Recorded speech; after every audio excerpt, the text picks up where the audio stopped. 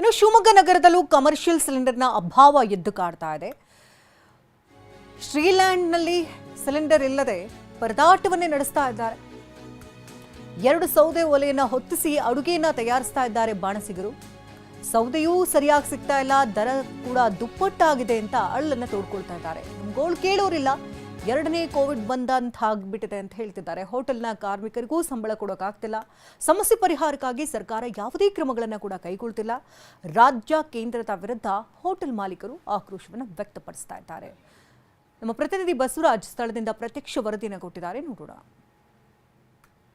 ಈಗ ನಾವು ಹೊಳೆ ಬಸ್ ಸ್ಟಾಪಲ್ಲಿ ಇರುವಂಥ ಶ್ರೀಲ್ಯಾಂಡ್ ಹೋಟೆಲ್ ಇದ್ದಾವೆ. ಈ ಶ್ರೀಲ್ಯಾಂಡ್ ಹೋಟೆಲ್ನಲ್ಲಿ ನೋಡ್ಬೋದು ಅಂದರೆ ಕಮರ್ಷಿಯಲ್ ಸೆಂಟರ್ ಸಿಗ್ತಾ ಇಲ್ಲ. 1000 ಬಿಟ್ಟು 6000 7,000 ರೂಪಾಯಿ ಕೊಟ್ಟರು ಕೂಡ ಕಮರ್ಷಿಯಲ್ ಸೆಂಟರ್ ಸಿಗ್ತಾ ಇಲ್ಲ. ಈ ಹೋಟೆಲ್ ಮಾಲೀಕರು ಏನು ಮಾಡಿದ್ದಾರೆ ಅಂದರೆ ಸೌದೆ ಒಲೆಯನ್ನು ಹಚ್ಚಿದ್ದಾರೆ. ನಾನು ನೋಡ್ಬೋದು, ದೃಶ್ಯದಲ್ಲಿ ನೋಡ್ಬೋದು, ಸೌದೆ ಬಳಕೆ ಮಾಡ್ಕೊಂಡು ಈಗ ಎಲ್ಲ ಅಡುಗೆ ಪದಾರ್ಥಗಳನ್ನ ಮಾಡ್ತಿದ್ದಾರೆ. ಅಂದರೆ ಹೋಟೆಲ್ ಉದ್ಯಮ ನಡೆಸೋದು ಈಗ ಭಾರಿ ಕಷ್ಟ ಆಗ್ತಿದೆ, ಸಮಸ್ಯೆ ಎದುರಾಗ್ತಾ ಇದೆ. ಈಗ ನಮ್ಮ ಜೊತೆ ಮಾತಾಡಲಿಕ್ಕೆ ಈ ಶ್ರೀಲ್ಯಾಂಡ್ ಹೋಟೆಲ್ ಮಾಲೀಕರು ಮಂಜುನಾಥ್ ನಮ್ಮ ಜೊತೆಗಿದ್ದಾರೆ. ಸರ್, ನೋಡ್ತಾ ಇದ್ದೀವಿ ಒಲೆ ಹೊತ್ತಿದ್ದೀರಾ, ಒಲೆ ಹೊತ್ತಿಸ್ಕೊಂಡು ಈಗ ಬೆಳಗಿನ ಉಪಹಾರ ಎಲ್ಲ ವ್ಯವಸ್ಥೆ ಮಾಡ್ಕೊತಿದ್ದೀರಾ. ಏನೇನಂದರೆ ಈ ಸಮಸ್ಯೆ ಇನ್ನೂ ಮುಂದುವರಿದೆ ಅಂತ? ಈ ಸಮಸ್ಯೆ ಏನಾಗಿದೆ ಅಂದರೆ, ನಾವು ಈಗ ಹೋಟ್ಲಲ್ಲಿ ಅಡುಗೆ ಮಾಡ್ಬೋದು, ಅನ್ನ ಮತ್ತು ಸಾರು, ತಿಳಿಸಾರು ಅಂಥವೆಲ್ಲ ಮಾಡ್ಬೋದು. ಈಗ ನಮಗೆ ದೋಸೆ ಮಾಡಲಿಕ್ಕೆ ಆಗೋದಿಲ್ಲ, ವಡೆ ಮಾಡಲಿಕ್ಕೆ ಆಗೋದಿಲ್ಲ. ತುಂಬ ತೊಂದರೆ ಆಗ್ತಿದೆ. ನಮ್ಮ ದೇಶದ ಪರಿಸ್ಥಿತಿ ಈ ಥರ ಆಗುತ್ತಂತ ನಾವು ಕನಸಲ್ಲೂ ಎಣಿಸಲಿಲ್ಲ. ಯಾಕಂದರೆ ಇದು 2ನೇ ಕೊರೋನಾ ಬಂದಂಗೆ ಆಗಿದೆ ನಮಗೆ. ಹೋಟೆಲ್ ಅವರಿಗೆ ಲೇಬರ್ ಇದ್ದಾರೆ, ಲೇಬರಿಗೆ ಸಂಬಳ ಕೊಡಬೇಕು, ಅವ್ರ ಜೀವನ ಹೋಗಬೇಕು. ಮತ್ತು ಗ್ರಾಹಕರು ಬಂದು ಕೇಳ್ತಾರೆ, ಸರ್ ಏನು ಸರ್ ಈ ಥರ ಆಗಿತ್ತಂತ. ನಾವು ಗ್ರಾಹಕರಿಗೆ ಏನೂ ಉತ್ತರ ಕೊಡಲಿಕ್ಕಾಗಲ್ಲ. ನಾವು ಸಮಜಾಚಿ ಹೇಳಬೇಕಾಗ್ತದೆ, ಸರ್ ಈ ಪರಿಸ್ಥಿತಿ ಇದೆ, ಈ ತಿಂಡಿ ಮಾತ್ರ ಇದೆ ನಮ್ಮ ಹತ್ರ, ಇಷ್ಟ ಆಗಿದೆ ಅಂತ. ಈ ತೊಂದರೆ ಆಗುತ್ತಂತ ನಾವು ಕನಸಲ್ಲೂ ಎಣಿಸಲಿಲ್ಲ. ಪರಿಸ್ಥಿತಿ ಅಂದರೆ ಸೌದೆ ಸಹ ಸಿಗುವುದಿಲ್ಲ. ಈಗ ಸೌದೆಗೂ ಸಹ ನಾವು ನೋಡ್ತಾ ಇದ್ದೀವಿ, 2 ಒಲೆ ಹೊತ್ತಿಸಿದ್ರೆ ಸೌದೆ ಉರಿತಾ ಇದೆ. ಈ ನಿರ್ವಹಣೆ ಆಗ್ತಿದೆ ಸೌದೆಯಿಂದ. ಸೌದೆ ಕಷ್ಟ. ಈಗ ಎದುರುಗಡೆ ಡಿಪೋದಲ್ಲ ತಂದಿದ್ದೀವಿ. ಈಗ ನಿನ್ನೆ ಹೋಗಿ ಕೇಳಿದ್ರೆ ಸೌದೆ ಇಲ್ಲ ಅಂತಾರೆ. ಈಗ ಬೇರೆಯವರಿಗೆಲ್ಲ ಫೋನ್ ಮಾಡಿದ್ದೀವಿ. ಗ್ಯಾಸು ಸರಿಯಾಗಿ ಸರ್ವಿಸ್ ಕೊಡ್ತಾ ಇಲ್ಲ. ಯಾವ ಗ್ಯಾಸ್, 1-2 ಗ್ಯಾಸ್ ಕೇಳಿದ್ರು ಅವರು 4,000 ಅಂತಾರೆ, 6,000 ಅಂತಾರೆ. ಕೆಲವರು ಒಂದೊಂದು ಗ್ಯಾಸಿಗೆ ಒಂದೊಂದು ಡಿಮ್ಯಾಂಡ್ ಹೇಳ್ತಾರೆ. ನಾವು ಏನು ಸಮಸ್ಯೆ ಇದನ್ನು ಬಗೆಹರಿಸ್ತಾರೋ ಅದು ಗೌರ್ಮೆಂಟ್ ಸಕ್ತವಾದ ಕ್ರಮವನ್ನು ಮಾಡಬೇಕಂತ ನಾನು ಗೌರ್ಮೆಂಟ್ನಲ್ಲಿ ಪ್ರಾರ್ಥನೆ ಮಾಡ್ಕೊಳ್ತೀನಿ. ಕ್ಯಾಮ್ರಾಮನ್ ಶಶಿಕುಮಾರ್ ಜೊತೆ ಬಸವರಾಜ್, TV9 ಶಿವಮೊಗ್ಗ. ಸಿಗದ ಕಮರ್ಷಿಯಲ್ ಸಿಲಿಂಡರ್ ಬೆಂಗಳೂರಿನಲ್ಲಿ ಪ್ರತಿಭಟನೆಯನ್ನ ನಡೆಸಲಾಗ್ತಾ ಇದೆ. ರಾಜಾಜಿನಗರದಲ್ಲಿ ಬೇಕರಿ ಕಾಂಡಿಮೆಂಟ್ಸ್ ಮಾಲೀಕರು ಪ್ರೊಟೆಸ್ಟ್ ಮಾಡ್ತಾ ಇದ್ದಾರೆ. ಯಾಕಂದ್ರೆ ಸಿಲಿಂಡರ್ ಸಿಗ್ತಾ ಇಲ್ಲ ಅನ್ನುವಂತ ಆಕ್ರೋಶವನ್ನು ವ್ಯಕ್ತಪಡಿಸ್ತಾ ಇದ್ದು, ಖಾಲಿ ಸಿಲಿಂಡರ್ ಇಟ್ಟು ಪ್ರದರ್ಶಿಸ್ತಾ ಇದ್ದಾರೆ. ಸೌದೆ ಒಲೆಯಲ್ಲಿ ಟೀ ಕಾಫಿಯನ್ನ ಮಾಡ್ತಾ ಇದ್ದು, ಗ್ರಾಹಕರಿಗೆ ಸಮೋಸ ಹಾಗೆ ಕ್ರೀಮ್ ಬನ್, ಪಪ್ಸ್ ಅನ್ನ ನೀಡಿ ಪ್ರೊಟೆಸ್ಟ್ ಮಾಡ್ತಾ ಇದ್ದಾರೆ. ಸರ್ಕಾರದ ಗಮನ ಸೆಳೆಯುವುದಕ್ಕೆ ಉದ್ಯಮಿಗಳು ಮುಂದಾಗಿದ್ದು, ಹೋಟೆಲ್ ಮಾಲೀಕರಿಗಷ್ಟೇ ಸಿಲಿಂಡರ್ ಸಪ್ಲೈ ಮಾಡಲಾಗ್ತಾ ಇದೆಯಲ್ಲ, ಬೇಕರಿ ಕಾಂಡಿಮೆಂಟ್ಸ್ಗಳಿಗೂ ಸಿಲಿಂಡರ್ ಪೂರೈಕೆ ಮಾಡಿ, ನಮಗೂ ರಾಜ್ಯ ಸರ್ಕಾರ ಸಿಲಿಂಡರ್ ಅನ್ನ ನೀಡಬೇಕು ಅಂತ ಮನವಿಯನ್ನ ಮಾಡಿಕೊಳ್ತಾ ಇದ್ದಾರೆ. ಒಂದು ರೀತಿ ವಿಭಿನ್ನವಾದಂತಹ ಪ್ರತಿಭಟನೆ ಇದು. ರಾಜಾಜಿನಗರದಲ್ಲಿ ಬೇಕರಿ ಕಾಂಡಿಮೆಂಟ್ಸ್ ಮಾಲೀಕರು ಪ್ರೊಟೆಸ್ಟ್ ಅನ್ನ ಮಾಡ್ತಾ ಇದ್ದಾರೆ. ಖಾಲಿ ಸಿಲಿಂಡರ್ ಅನ್ನ ಇಟ್ಟು ಇಲ್ಲಿ ಪ್ರದರ್ಶಿಸ್ತಾ ಇದ್ದಾರೆ. ಇನ್ನು ರಸ್ತೆಯಲ್ಲಿಯೇ ಸೌದೆ ಒಲೆಯನ್ನು ಇಟ್ಟು ಟೀ ಕಾಫಿಯನ್ನು ಮಾಡಿದ್ದಾರೆ. ಗ್ರಾಹಕರಿಗೆ ಸಮೋಸ ಕೊಟ್ಟಿದ್ದಾರೆ, ಕ್ರೀಮ್ ಬನ್ಸ್, ಪಪ್ಸ್ ಎಲ್ಲವನ್ನು ನೀಡಿ ವಿಭಿನ್ನ ರೀತಿಯಲ್ಲಿ ಸರ್ಕಾರದ ಗಮನವನ್ನು ಸೆಳೀತಾ ಇದ್ದಾರೆ.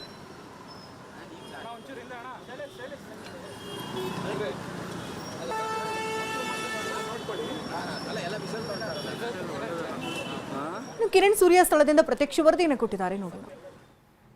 ಬೆಂಗಳೂರಿನ ಕಾಂಡಿಮೆಂಟ್ಸ್ ಮತ್ತು ಬೇಕರಿಗಳಿಗೂ ಕೂಡ ಕಮರ್ಷಿಯಲ್ ಸಿಲಿಂಡರ್ ಸಪ್ಲೈ ಮಾಡಿ ಅಂತೇಳಿ ಇವತ್ತು ಬೆಂಗಳೂರಿನಲ್ಲಿರುವಂತಹ ಸಣ್ಣ ಪುಟ್ಟ ವ್ಯಾಪಾರಿಗಳು ವಿನೂತನವಾಗಿ ಪ್ರತಿಭಟನೆಯನ್ನು ಮಾಡಲಿಕ್ಕೆ ಮುಂದಾಗಿರುವಂಥದ್ದು.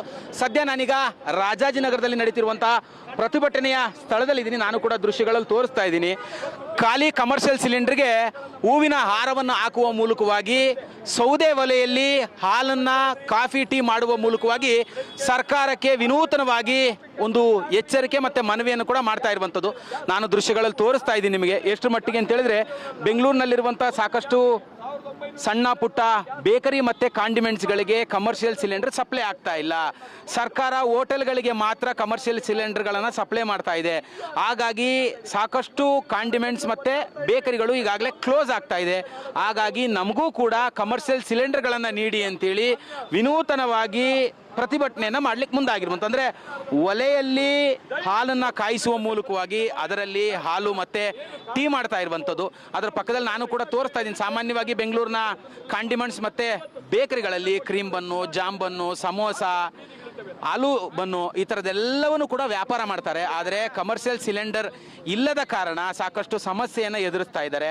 ಆ ನಿಟ್ಟಿನಲ್ಲಿ ಈ ಬಗೆಗೆ ಮಾತಾಡಲಿಕ್ಕೆ ಕಾಂಡಿಮೆಂಟ್ಸ್ನ ಮಾಲೀಕರಾಗಿರುವಂಥ ಶೈಲೇಶ್ ಅವರು ಕೂಡ ನನ್ನ ಜೊತೆಲಿದ್ದಾರೆ. ಅವ್ರನ್ನೇ ಮಾತಾಡ್ತಾ ಹೋಗ್ತೀನಿ. ಏನು ಈ ವಿನೂತನ ಪ್ರತಿಭಟನೆಯ ಉದ್ದೇಶ? ಸರ್, ಈಗ ಹೋಟ್ಲ್ಗಳಿಗೆ ಸರ್ಕಾರ ಗ್ಯಾಸ್ ಕೊಡ್ತೀವಿ ಅಂತ ಹೇಳಿದ್ದಾರೆ. ನಮ್ಮ ಸಣ್ಣ ಪುಟ್ಟ ಉದ್ಯಮಿದಾರರು ಏನಿದ್ದೀವಿ, ಬೇಕರಿ, ಕಾಂಡಿಮೆಂಟ್ಸ್ ಮತ್ತು ಸಣ್ಣ ಉದ್ಯಮಿದಾರರು ಏನಿದ್ದೀವಿ, ನಾವೆಲ್ಲ ಬದುಕನ್ನು ಹೇಗೆ ನಡೆಸಬೇಕು? ನಾವು ಕೂಡ ಬಿಲ್ಡಿಂಗ್ ಬಾಡಿಗೆಯನ್ನು ಕಟ್ಟಬೇಕು, ದಿನದ ನಮ್ಮದು ಫೈನಾನ್ಸ್ ಏನಿರುತ್ತೆ ಅದನ್ನು ಕಟ್ಟಬೇಕು, ಕರೆಂಟ್ ಬಿಲ್ ಕಟ್ಟಬೇಕು, ನೀರು ಬಿಲ್ ಕಟ್ಟಬೇಕು. ಇದೆಲ್ಲವನ್ನು ನಾವು ಕಟ್ಟಲೇಬೇಕು. ಇದನ್ನೇನಾದರೂ ನಮಗೆ ರಿಯಾಯಿತಿ ಕೊಡುತ್ತಾ ಸರ್ಕಾರ? ಇಲ್ಲ. ಇದನ್ನೆಲ್ಲ ಹೇಗೆ ಕಟ್ಟೋದು? ನಾವು ಅಂಗಡಿ ಓಪನ್ ಮಾಡಿ ವ್ಯಾಪಾರ ಮಾಡಿದ್ರಷ್ಟೇ ನಾವು ಇದನ್ನೆಲ್ಲ ಕಟ್ಟಲಿಕ್ಕೆ ಸಾಧ್ಯ. ಹಾಗಾಗಿ ವಿನೂತನವಾಗಿ ಇವತ್ತೊಂದು ನಾವು ಸಾಂಕೇತಿಕ ಪ್ರತಿಭಟನೆಯನ್ನ ಮಾಡಿದ್ದೀವಿ. ನಮಗೆ ಏನಾದರೂ ಸರ್ಕಾರ ನಮಗೆ ಗ್ಯಾಸನ್ನು ಒದಗಿಸಲಿಲ್ಲ ಅಂತ ಹೇಳಿದ್ರೆ ಇದು ದೊಡ್ಡ ಮಟ್ಟದ ಹೋರಾಟವನ್ನು ಮಾಡಿ ಬೀದಿಗಿಳುವಂತ ಕೆಲಸವನ್ನು ನಾವು ಮಾಡ್ತೀವಿ. ಮತ್ತೊಬ್ಬರು ಕಾಂಡಿಮೆಂಟ್ಸ್ನ ಮಾಲೀಕರು ಕೂಡ ನನ್ನ ಜೊತೆಲಿರುವಂಥದ್ದು. ತಮ್ದು ಎಲ್ಲಿರುವಂಥದ್ದು, ಎಷ್ಟು ದಿನ ಆಯಿತು ಕ್ಲೋಸ್ ಆಗಿ, ಗ್ಯಾಸ್ ಸಿಲಿಂಡರ್ ಸಿಗ್ತಾ ಇದೆಯಾ ಅಂತ? ಸರ್, ನಮಗೆ ಗ್ಯಾಸ್ ಸಿಗ್ತಾ ಇಲ್ಲ. ನಮ್ಮದು ಬಸವೇಶ್ವರ 7th ಮೇನಲ್ಲಿ ಯಡಿಯೂರು ಟಿಫನ್ ಸೆಂಟರ್ ಅಂತ ಹೇಳ್ಬಿಟ್ಟು ನಂದಿರೋದು. ಬೆಳಗ್ಗೆ ಟಿಫನ್ ಮಾಡ್ತೀನಿ, ಮಧ್ಯಾಹ್ನ ಊಟ ಮಾಡ್ತೀನಿ. ಆದರೆ ಕಮರ್ಷಿಯಲ್ ಸಿಲಿಂಡರ್ ಸಿಗೋದಿಲ್ಲದ ಕಾರಣ 12 ದಿನದಿಂದ ನಾನು ರಜಾ ಹೋಟೆಲ್ಗಳನ್ನು ಕ್ಲೋಸ್ ಮಾಡಿ ಸಾಲ ಬಾಲ ಮಾಡಿಕೊಂಡು ಮನೆ ಬಾಡಿಗೆ ಕಟ್ಕೊಂಡು ಮಕ್ಕಳು ಫೀಸ್ಗಳು ಕಟ್ಕೊಳ್ತಾ ಇದ್ದೀನಿ. ಅಂದರೆ ಇವಿಷ್ಟು ಕೂಡ ವಿನೂತನವಾಗಿ ಪ್ರತಿಭಟನೆಗೆ ಮುಂದಾಗಿರುವಂತಹ ಬೇಕರಿ ಮತ್ತು ಕಾಂಡಿಮೆಂಟ್ಸ್ನ ಮಾಲೀಕರ ಮಾತು. ಕ್ಯಾಮ್ರಾ ಪರ್ಸನ್ ಉಲ್ಲಾಸ್ ಜೊತೆ ಕಿರಣ್ ಸೂರ್ಯ, TV9 ಬೆಂಗಳೂರು. ಇನ್ನೂ ಕೂಡ ಬೆಂಗಳೂರಿನಲ್ಲಿ ಕಮರ್ಷಿಯಲ್ ಸಿಲಿಂಡರ್ಗಳು ಸಿಗದೆ ಸಣ್ಣ ಪುಟ್ಟ ವ್ಯಾಪಾರಸ್ಥರು ಯಾವ ರೀತಿ ಪರದಾಡ್ತಾ ಇದ್ದಾರೆ ಅಂತ ನೋಡ್ತಾ ಇದ್ದೀವಿ. ಇದು ಬೆಂಗಳೂರಿನ ರಾಜಾಜಿನಗರದಲ್ಲಿ ವಿನೂತನವಾದಂಥ ಪ್ರತಿಭಟನೆಯನ್ನು ನಡೆಸ್ತಾ ಇದ್ದಾರೆ. ಹೋಟೆಲ್ ಮಾಲೀಕರಿಗೆ ಈಗ ಸಿಲಿಂಡರ್ನ ಕೊಡ್ತೀವಿ ಅಂತ ಹೇಳಿದ್ದಾರೆ. ನಾವು ಸಣ್ಣ ಪುಟ್ಟ ವ್ಯಾಪಾರ ಮಾಡೋಂಥವ್ರು ನಾವೆಲ್ಗೆ ಹೋಗಬೇಕು? ಪ್ರತಿ ತಿಂಗಳು ಮಂತ್ಲಿ ನಾವು ಕೂಡ ರೆಂಟನ್ನು ಪೇ ಮಾಡಬೇಕು, ಒಂದಷ್ಟು ಪಿಗ್ನಿಗಳು ಕಟ್ಟೋದಿರುತ್ತೆ, ಸಾಲ ಸೋಲ ಮಾಡ್ಕೊಂಡಿರ್ತೀವಿ, ನಮಗೆಲ್ಲ ಸಿಲಿಂಡರ್ ಕೊಡದೆ ಈ ರೀತಿ ಇದು ಮಾಡಿದ್ರೆ ಹೇಗೆ ಸಾಧ್ಯ ಅಂತ ಆಕ್ರೋಶವನ್ನು ವ್ಯಕ್ತಪಡಿಸ್ತಾ ಇದ್ದಾರೆ.